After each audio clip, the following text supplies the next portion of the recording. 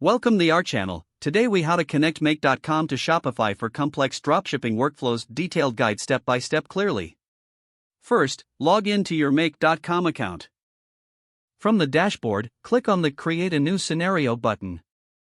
Select Shopify from the list of available apps. Authenticate your Shopify account by providing your store's URL and API key. Once connected, choose the specific triggers you want to use for your dropshipping workflow. Common triggers include new order, updated order, or new customer. Next, drag and drop the desired actions from the app menu into your scenario. You can add actions like create a product, update inventory, or send email.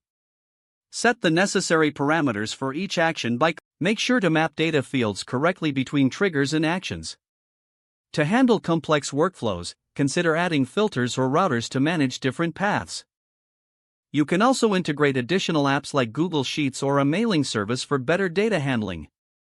After configuring your workflow, click on the Save button. To test your scenario, use the Run Once feature to observe its behavior. Monitor the execution logs for any errors or issues that may arise.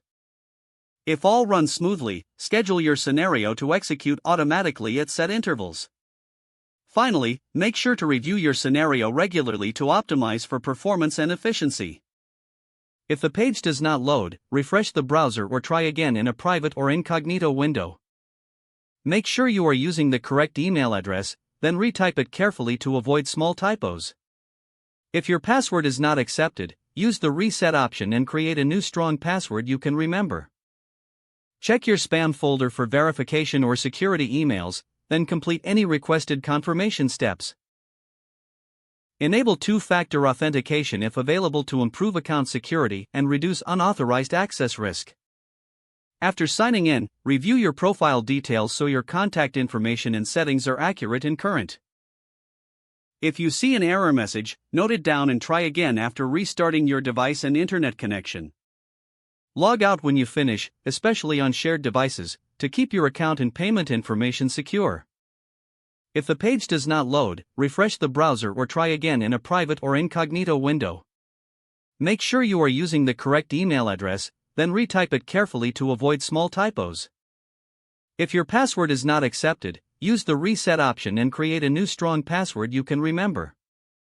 Check your spam folder for verification or security emails, then complete any requested confirmation steps. Enable two-factor authentication if available to improve account security and reduce unauthorized access risk. Don't forget to like this video and subscribe to our channel for more step-by-step tech guides.